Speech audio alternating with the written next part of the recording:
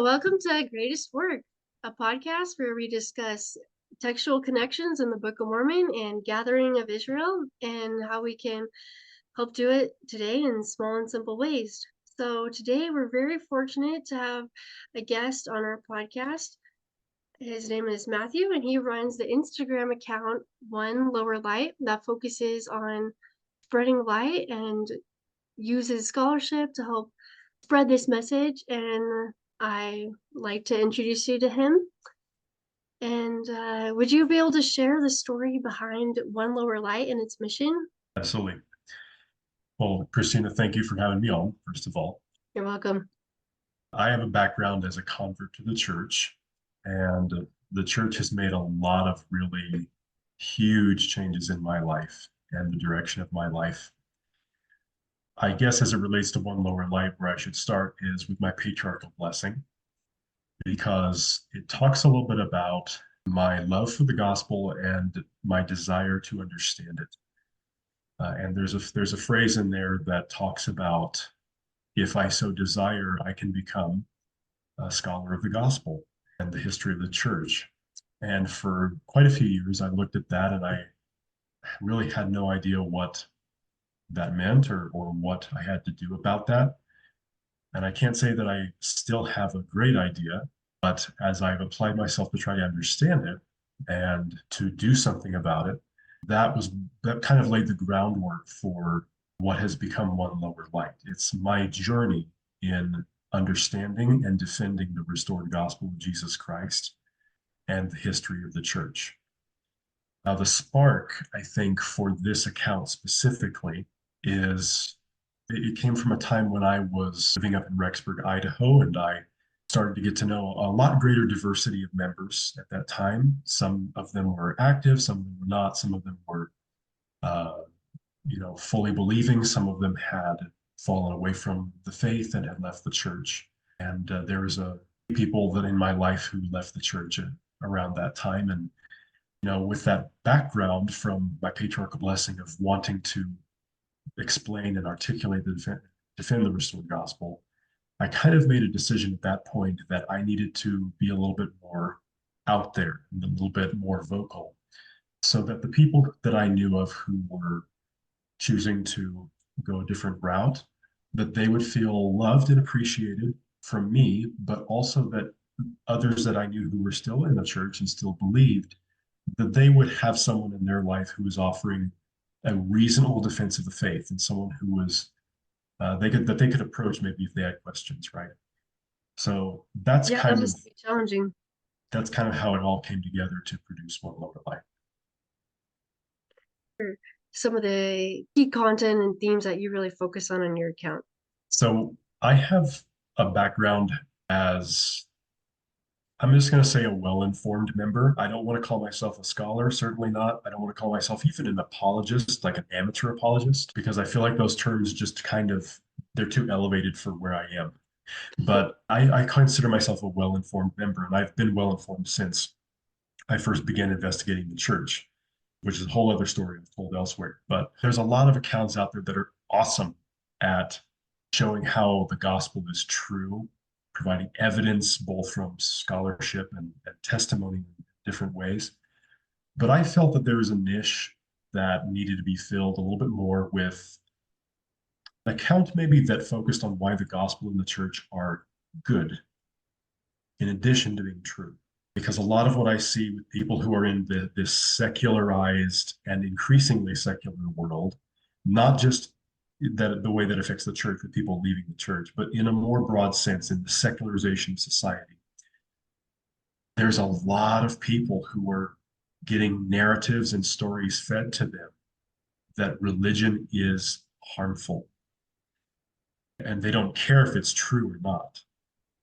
And so I'll leave the evidence and the truth claims to other people largely. I want to focus on showing how religion, faith, spirituality, and our gospel specifically, our church, I should say, is good. So that's like one of the biggest things for me. Tied in with that, a couple of other smaller points. The Book of Mormon has power to bring us to God. That's one of the greatest sources of goodness we have in our faith. Prophets and apostles are true messengers from the Father. They guide us in the ways of truth and bring us closer to Christ. The temple gives us access to knowledge and power from God. I have great experiences that I'd love to share about that. And I also just like to use my account to kind of discern some of these perspectives that are in the world and how those perspectives contain bits of truth, but also contain distortions. And they can cause some people to think in more negative terms than maybe they should sometimes. And so how do you yourself stay grounded, like trying to figure out these perspectives and also provide like context and more perspective about how the church is good and can help them? Mhm. Everything goes back to Jesus Christ. I give my mother credit for, not my parents really, but my mother specifically. I give her credit for reminding me throughout my youth and showing an example to me of whatever we do in a church is just a manifestation and an expression of our faith in Jesus Christ and our desire for a connection with him.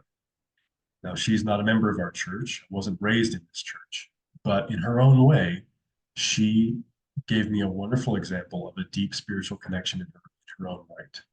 And I think I have remembered that as a true principle. So staying grounded with faith in Jesus Christ and my own connection with him, living the doctrine of Christ, that's where I keep my anchor. And the spiritual experiences that come as a result of that give me reasons to believe, even when the world seemingly gives me many reasons not to.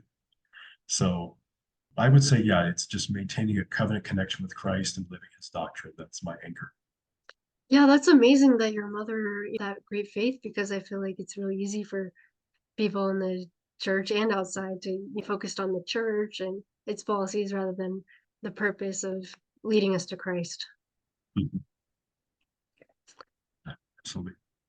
And can you walk us through your process for designing a new post or what you like? How do you decide what you want to post on next? Yeah, I think with selecting a topic and what to share, it's kind of changed over time because when I started One Lower Light, I was married but had no kids. And in the intervening time, I've had a lot of changes with work, and now we've had a baby in the past year. So things look a lot different for me now than they did previously. Yeah. And I'm sure that I'll hit on that a couple of times, but generally speaking, there's a few principles that I still follow. So one is trying to focus on my niche, which is hard because I have broad interests, but I have trouble staying on topic. So just remembering that I am looking for areas in our culture, I mean the church culture as well as in the broader world culture, where there's darkness or a lack of understanding of truth. And then that tells me where I need to focus. The scripture that I quote in the subtitle of my account is Doctrine and Covenants, section 50, verse 25. And the relevant part reads, chase darkness from among you. And that's kind of an expression of my purpose here. It's to find where there is darkness and to chase that darkness from among us by publishing and explaining truth. So once with that purpose in mind, that gives me clarity to kind of know what I'm going after. And then at that point, it's just a matter of picking a target and one that's relevant and hitting it. That also means I might talk about personally relevant ones. If I find maybe an area of confusion about, let's say, addiction recovery, okay, that's something that's touched my life in the past. So addiction recovery, the church's recovery program, how effective is it, right? Like there's a lot of ways a lot of branches you can go in that, and that might be an area of interest overlapping between me and the purpose of my account. And a couple of patterns that I follow when I'm actually starting to create a post, research it is, I want to kind of find a balance between the abstract and the personal. So, like, for example, a lot of the stuff that I'm looking at in the world, there's a lot of it doesn't really touch me personally, but there's some of it that does. But I try not to marry myself to one of those because it all fits my purpose. So just keeping in mind what my purpose is helps me avoid getting off track, but it also keeps me broad-minded enough to know what I can branch out into and be flexible. As a side note, I like using Canva. That's kind of my personal preference there. And I'm an artsy person, so I love using my talents there. With my baby having come into my life, time is now a lot more scarce. So what I've had to transition to is making more reels compared to posts. And you'll see that in my account if you go back in history. But interestingly enough, the reels have actually been what has gotten me the most impact with people who are not followers of my account. Posts do it kind of like half and half, followers and non-followers, but reels have really surprised me with how much they've reached people. So I think that has given me a journey of discovery, branching out, doing new things. Yeah, that sounds like you have a good balance and that your purpose has really guided you. What have been some challenges you faced in maintaining a account focused on gospel and addressing these difficult questions? Yeah, I've already mentioned the time scarcity, right? But it's not just the time scarcity, it's the fact that well, what I'm doing online, I don't want it to take over anything else in my life that I consider to be really more important, my family, my personal devotional practices, my calling, and so forth. So that's there have been times, I'll be honest with you, that I've thought about whether I should continue my account or not. And I've prayed a lot about that and I've thought a lot about it. And what I keep coming back to is some spiritual directions that I've received that make me feel like this is important enough to my own personal growth, spiritual growth, and important enough to my circle of friends. Because the first people that I had in mind to be aware of my account were my group of friends who were being affected by some of these secularizing influences. And so I've decided to stick with it, but I've also decided to change it when life changes. So managing time is huge. Managing fatigue is huge, especially mental fatigue. I'm more of a naturally introverted person. And so I like to say I'm an introvert who has extroverted skills. And so when I have enough energy, I can direct those skills and use them rather effectively, but also run my batteries out pretty quick with everything else going on. So developing balance and following that principle from Mosiah, it's not meet that man should run faster than he has strength. Therefore, let all things be done in order. So that's huge for me. I also have a tendency to be a little bit perfectionistic, especially with my art. I don't like to post things unless I feel like every little thing is in place. And then also, it's just social media, right? Like, if you're someone who feels led to share your life on social media, especially your faith life, I think that person, everyone does, but I think that kind of person especially needs to be really careful to not let it go to their head and not let it overwhelm their lives because it's so easy to get caught in coming back, right? Constantly coming back and checking things. So yeah, those are the main challenges. And I'm not perfect at him handling them, but I'm aware of them. So that's a first step. Yeah, I think that's something a lot of people don't realize what you said at the beginning about, the time. I didn't realize that content creation is actually very time consuming. And just the average person Yeah. scrolling through on social media has no idea how much time went into carefully crafted each and every post, reel, story, Yes. everything. But along with the challenges, what have been some of the most rewarding aspects that you've experienced from One Lower Light? Well, I think the most important one in my memory was when I had a friend. Actually, I had not spoken with him since we worked together back in 2014, 2015. And he reached out to me actually early this year, kind of out of the blue, and said, "Hey, I'm on social media once in a while. I don't follow it that much, and I observe more than I interact. But I do observe people, and I have been observing your content, and I'm just in a place in my life where I've kind of been searching spiritually, and I just had the idea maybe I should reach out to you to hear your perspective. And I really appreciated his confidence, to do that and just hearing from him again. But as our conversation unfolded, it worked out to where I invited him to meet with the missionaries, and he agreed to do that. And that's still kind of in the process, but that was really rewarding for me to see that something that I did pointed someone to Christ and to his true messengers. And getting someone contacted with the missionaries or getting someone back active in church. I mean, if I hear a story like that, man, that would make everything I do worthwhile. And I'm sure there's plenty of things that I've done that will have ripple effects that I may not see. And even if it doesn't, I mean, it's about my personal journey anyways. But the most rewarding thing I think could happen is if someone comes closer to Christ and makes covenants or keeps covenants because of something I do. That's amazing that you're able to come full circle, that you started your account because you saw these friends who were, struggling, and then what kept you going when you have these challenges is remembering those friends and, wanting to help them, wanting to spread the light, and then seeing how your account was able to inspire someone to reach out and learn more. Yeah, it doesn't get better than that. Yeah.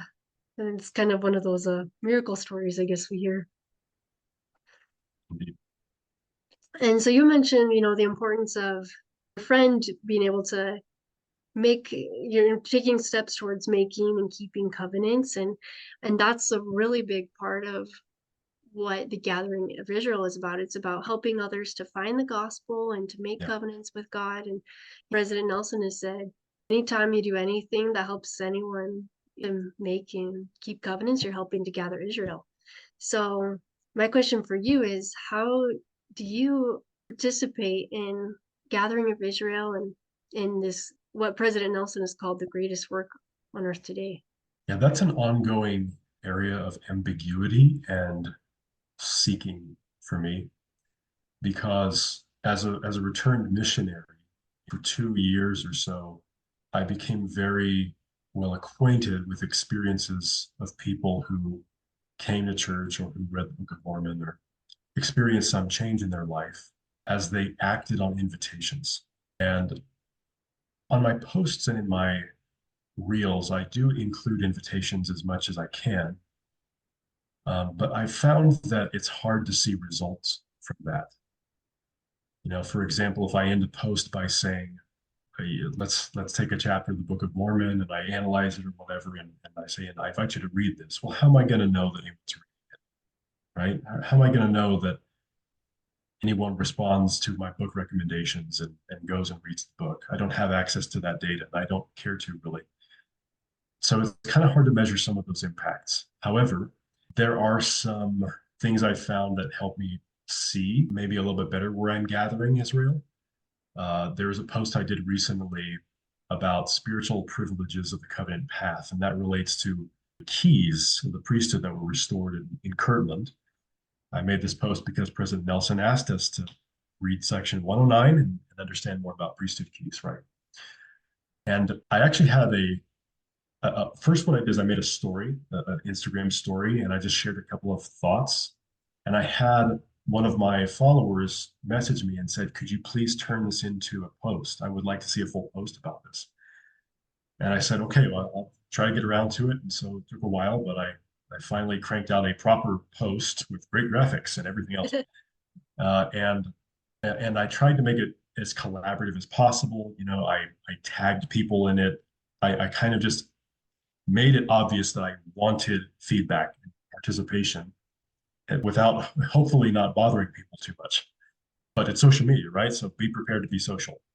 I got a huge amount of interaction with that. I was blown away by comments that people posted under that content. So that's just one instance, but I think between that and seeing the extra reach that I get from my reels, that's maybe where I see some indications of how I'm gathering Israel. But I think most importantly, it's not getting distracted by the results. Just as a missionary should not get distracted by your key indicators or whatever, right? Like the number of people you're teaching. Because ultimately the number is an indicator, but it's not about the number. What it's about is you being committed to teach correct doctrine, invite to repentance. And the invitations, if you're extending those invitations, you're doing what you should be doing. Putting it out there is you're getting the message out there. Right. Yeah. And so it's just inviting people to come and see and come and stay. Since my account has a lot of members, it's mostly come and stay, right? Don't fall away. But when I do get those few people who are like my friend, right? That's also super rewarding. But it's all about the invitation. And also interesting how the Lord was able to take some like weakness of not being able to have as much time as you had before and turn it into a strength of and transition from more posts to reels and increase your reach. Yeah, hadn't thought about it that way. Another question I had for you is so as your account on Lower Light, how have you specifically focused on spreading the light of Christ and what have you seen from helping others in their discipleship journey? Well, the phrase "one lower light" that comes from brightly beams our Father's mercy. Let the lower lights be burning, send a gleam across the waves.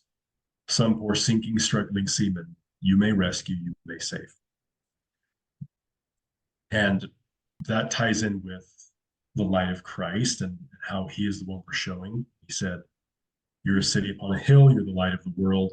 In the Book of Mormon in 3rd Nephi, he says, "I am the light that you are to hold up, that which you have seen me do." And one of the things that I love about how the scriptures describe the Savior is they say that he is full of grace and truth. In a lot of our discourse today in society, which is often polarized and abrasive, people are all about using whatever they perceive as their truth to advance their agenda, and it doesn't matter what happens to people's feelings or their relationships. Understandably, that leads some people to go to the other extreme, and they essentially abandon truth or don't talk about truth if they believe in it, and they're just trying to share what they understand as grace. The problem is that anytime you try to isolate one of those without the other, they each will become perverted. They will each become destructive. The Savior is full of grace and truth. And so in the way that I try to live my life, the way that I try to be, the way I try to treat people, my hope and my prayer constantly is that I will have his spirit to be with me so that I can show grace and truth. And that's not just in what I say, but it's in how I say it. And if people object or they express concerns, I hope that my responses also show that. Yeah, that's living your covenants, remembering Christ and trying to be like him. That's great. Okay. How do you see One Lower Light evolving? What are some things that you're really excited to focus on moving forward? Well, I don't really know exactly where it's going to go, but I do know where I have an idea, I should say, of where I'm going to go personally. And I'm working on some projects right now with some people I really respect and people who are bigger names in the field than I ever probably will be, and that's okay. But I want to be a supporting role, I guess, promoting light and truth. And so hopefully coming up in the next couple of months or so, I'll have some articles that will be coming out that go into depth into some subjects of interest, especially church history. And so as One Lower Light evolves, I'll probably be using it as a platform to share those things and then to link people to additional sources that are much more expert than I am. That's actually a lot of what I do is I like to point people to resources that have helped me. And if I'm nothing other than a clearinghouse for first rate scholarship and powerful testimony from other people, that's already worth a lot, I think. That's again impacted my life. So I'll see that in the future, probably with One Lower Light. I do not go out of my way to gain followers. I don't have a goal for how many followers to have. I hate the word followers because I want followers for Jesus, not for me. But Yeah. I guess I do though. I'm aware though that algorithms are real, and so my presence will affect other people's presence, and theirs will affect mine. So I don't know how that works out with numbers, but I just hope the Lord guides it and does with it whatever He wants. Yeah, your instrument in his hands. So when you bring out these new projects that you've been working on, church history and other things, I'm sure that would be great to see. How can our listeners engage with you and help to support the content that you're sharing that ultimately leads everyone to Christ, but Yeah. where can they go for more? Well, if you go to the One Lower Light account, I think if there's someone out there listening who just wants to take a peek and see if anything I have touches them, just take a quick peek through some of the posts and reels. I really don't have that many. It's less than 50, I think, at this point. But if you find anything that strengthens your faith in Christ and his church, give it a like, give it a share on your stories, or send it to someone who you think it might help. And perhaps more importantly, if you find resources that I mention in the footnotes or in the reel, I would really encourage you, more importantly than my own content, go look up those resources because there's a reason I'm quoting them. Yeah. They're way smarter and better than I am, I assure you. So feel free to like, share, but most importantly, just focus on if there's anything that I say that ignites the spirit in your heart. To go back to the source. Yeah. Okay, and then our final question that we ask all of our guests is, how do you plan to contribute to the Gathering of Israel this week? And what practical advice can you give to our listeners who want to make an impact right now? Well, we know we've heard a lot from the scriptures and general authorities. One of the most common pieces of advice is, by small and simple things are great things brought to pass. So, and with me, my life direction, I've had to get smaller and simpler with what I share, which has been great. So this week, I am going to share, according to my ability, I'm going to share something that I've learned in this week's Come Follow Me with the Book of Mormon. That might be a post, might be a reel, probably would be a story, but whatever I'm able to post, I'm going to focus on just the one principle that I found in Come Follow Me. And my invitation to you and your listeners would be the same. Something that it literally could be just a single verse that you've been pondering or that stood out to you. Take a picture of it with your phone or take a screenshot on your gospel library app with an underlining it and a note saying, hey, this is what it means to me. And I invite you to pray and ponder, right? So I think that's a pretty small and simple thing that we can do. I love how small and simple that is, and how it's so accessible that, anyone can just take a screenshot and share it, talk about it. And, because we all live busy lives, and small and simple is how the Lord's work gets done. Yeah. So thank you so much again to Matthew and One Lower Light for joining us on our podcast today. I will link the hymn, The Brightly Beams Our Father's Mercy, in the show notes, and where you can find his account also there. And thanks for joining. We'll see you next time. Thank you so much, Christina. Appreciate it.